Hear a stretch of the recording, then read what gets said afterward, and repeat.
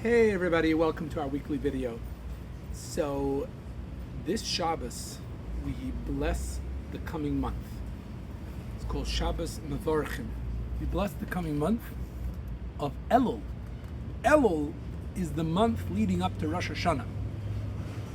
Just to give a little background, what's significant about Elul, after the Jews sin with the golden calf, about a couple months after the Exodus, Moses breaks the tablets. Everyone knows the story.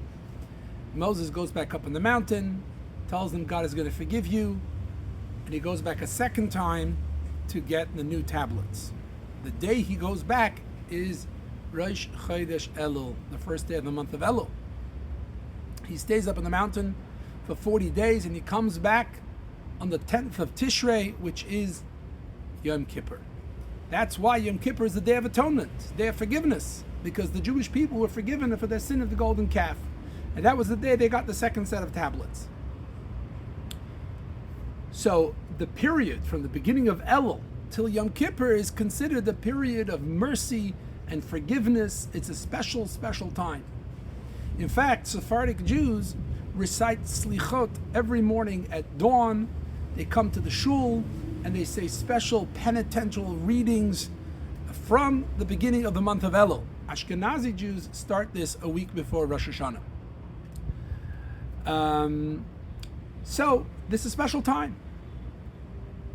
Now, our sages somewhere, I don't remember exactly when this started, but many years ago, found different acronyms in the name of the word Elul.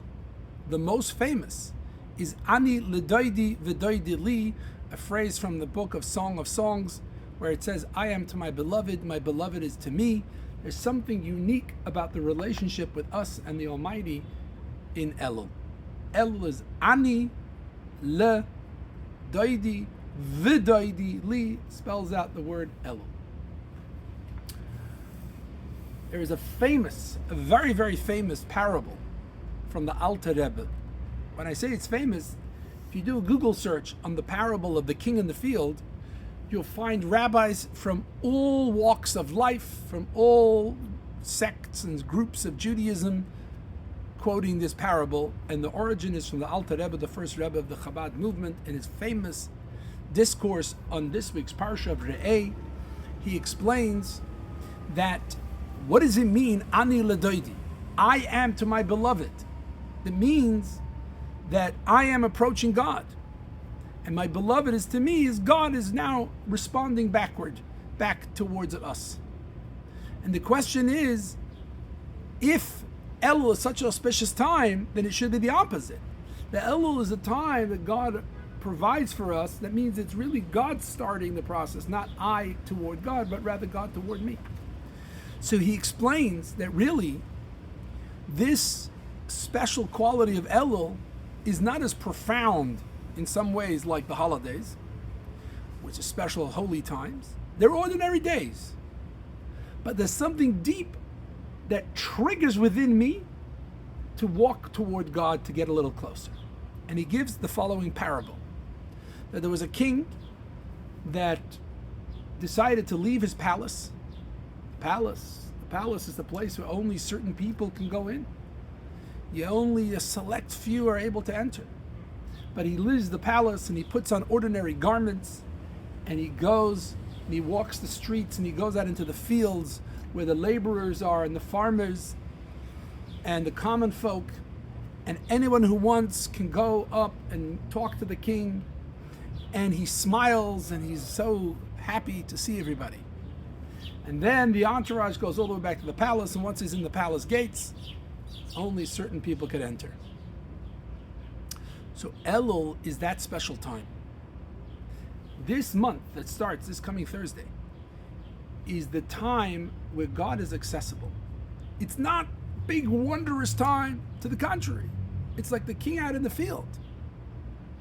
But if we want to get close, we can accomplish tremendous things. The month of Elul is a time of taking stock and reevaluating our relationship with God, our relationship with our fellow human being. It's a time to start thinking about the coming year. We can't wait till Rosh Hashanah to think about that. The time to think is now, Rosh Hashanah, you're already in the palace. Rosh Hashanah is when we say HaMelech, God is the king. That's when we already submit ourselves, and that's when we already, all the whole process. Teshuvah, the process of Teshuvah starts in Elul. The process of repentance starts in Elul. I want to read something from this book. This is a book called Likutei Diburim. Likutei Diburim is talks and writings of Rabbi Yosef Yitzchak Schneerson, the Frierdiker Rebbe, the previous Rebbe, the sixth Rebbe of Chabad. Rabbi Yosef Yitzchak Schneerson was a prolific writer and an incredible storyteller. He would capture a scene like nobody could.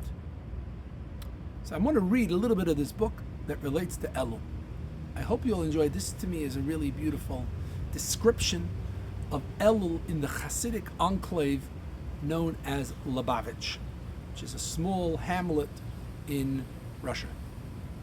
He says, in the 102 years that Lubavitch was the capital of the Rebbe's of Chabad, the township became the source book for the spiritual lifestyle that Hasidus prompts and for the customs that Hasidim practice. This is true of the workaday life of the whole year, but especially so with regard to the festivals. In Lubavitch, even though the Shabbos preceding the month of Elul would still be a clear and sunny day, the air felt different. There was a smell of Elul in the air. You could feel the first stirrings of a teshuvah breeze. Every person there was beginning to grow a little more deliberate, a little more thoughtful, and allowing his weekday affairs to fade from memory.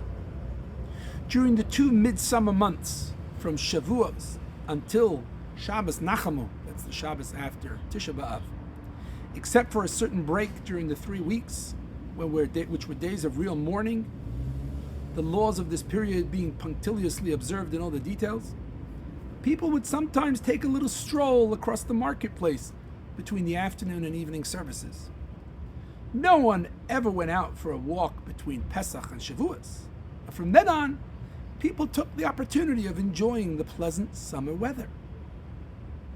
But from Shabbos Nachamu onwards, groups would begin to form for study sessions held after the evening services.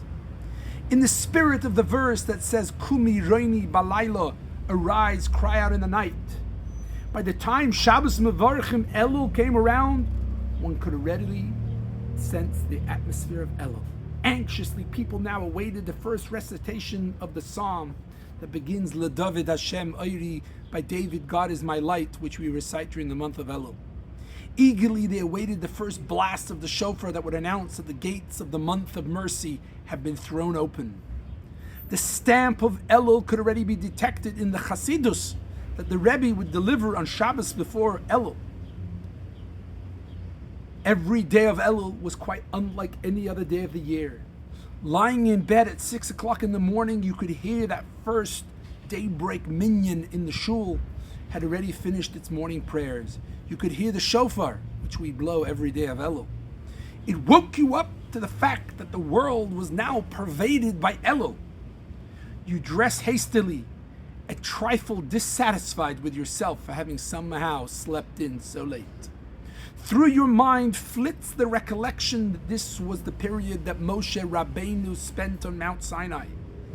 These are propitious days, days in which you can accomplish more than usual. You tell yourself that you really should become a mensch. You cannot let these hours be lost on sleep. By the time you arrive at the shul, you find quite a crowd there. Some are reading psalms, some are studying Hasidus, some are reading the Zohar, while others, whether standing or sitting, are at prayer. I love this description, and I love how it calls on us to start to reflect a little on the past year, on the coming year. I look forward to sharing more about the Elul journey next week. With that, I wish you a good Shabbos.